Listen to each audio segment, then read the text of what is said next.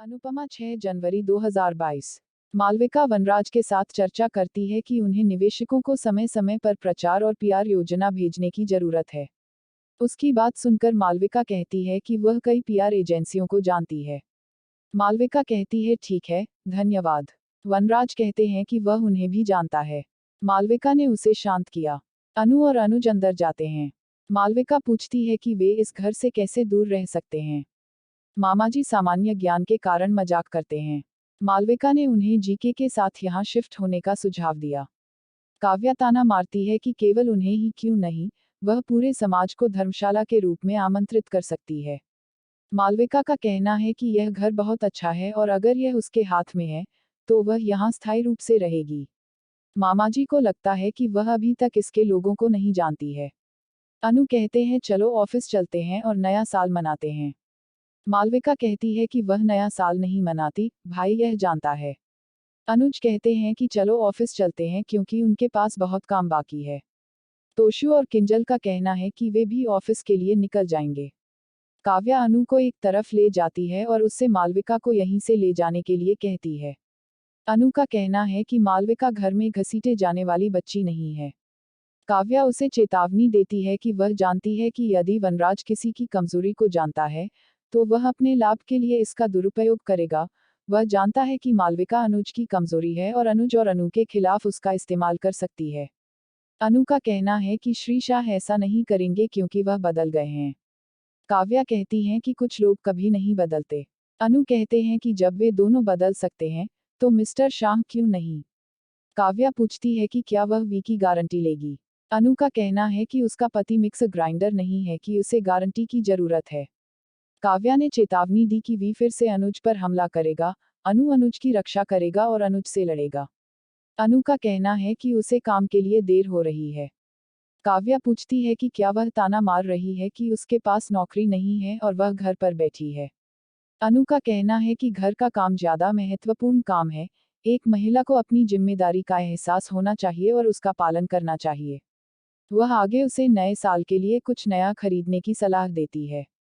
काव्या कहती है कि वह नई सैंडल खरीद रही है। अनु का कहना है कि वह नई धारणा सोच के बारे में बात कर रही थी।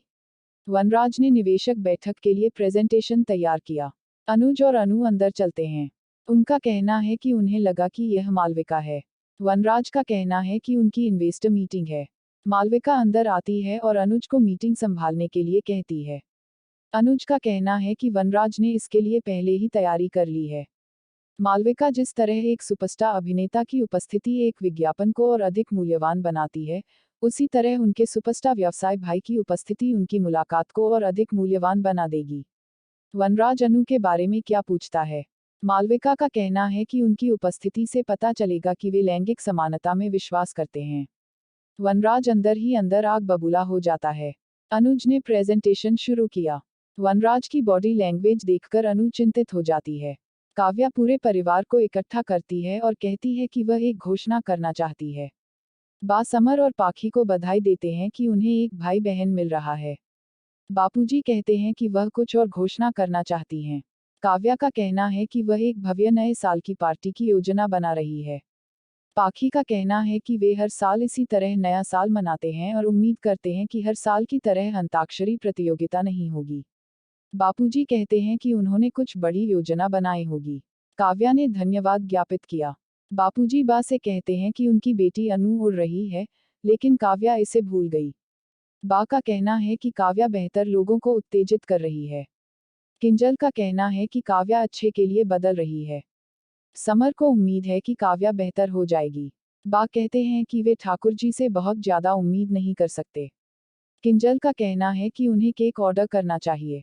बा मालविका की पसंद का केक कहते हैं। पाखी कहती है कि वह केक बेक करेगी क्योंकि वे आत्मा बहनें हैं।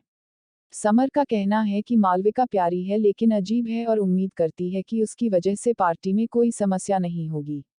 मालविका ने अनुज और अनु को निवेशकों को समझाने के लिए धन्यवाद दिया। अनु पूछती है कि उसने क्या किया। वह कुछ खास लेकर आए और पूछती है कि अनु के साथ हमेशा क्या आता है। वनराज ने अपने भाई का मजाक उड़ाया। मालविका कहती है कि वहाँ है, वह अनु के भाग्यशाली पैरों के बारे में बात कर रही है, वह व्यापार की लक्ष्मी है। अनुज कहते हैं इसके घर की लक्ष्मी। मालविका का कहना है कि उन्हें रोमांटिक अंदाज में उनका बिजनेस एक्यूमेन पसंद है। अनु और अनुज शर्मिले। मालविका ने वनराज को उसकी बात समझने के लिए धन्यवाद दिया। वनराज कहते हैं कि ठीक है, क्योंकि उनके पास अनुज जैसे बड़े व्यवसाय बनने तक समझने के अलावा कोई विकल्प नहीं है। मालविका गंभीर हो जाती है। वह हंसता है। काव्या उन सभी को शाह हाउस में नए साल की पार्टी के लिए आमंत्रित करती है और मालविका को संदेश देती है कि वह जिस पार्टी को चाहती है उसे छोड़ सकती है। मालविका ने जवाब दिया कि वह पार्टी में शामिल नहीं होना चाहती। काव्या नए साल की पार्टी के आयोजन में नंदिनी की मदद लेती है।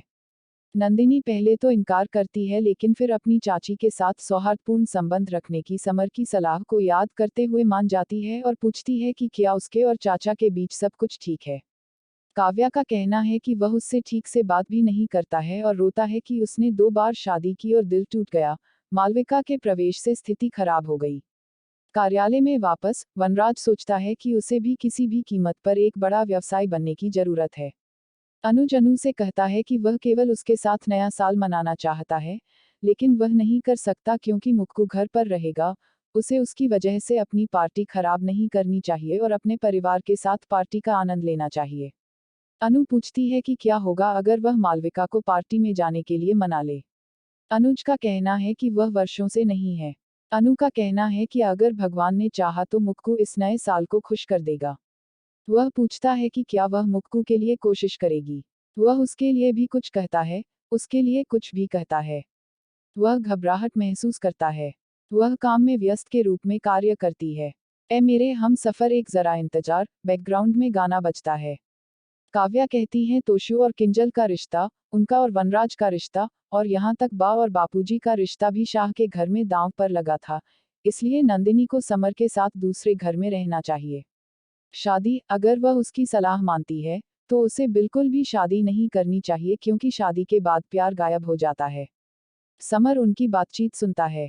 अनु शर्माते हुए चली जाती है। अनुज सोचता है कि वह छेड़खानी कर रहा था और अनु शर्मा रहा था। अनु शर्माता रहता है।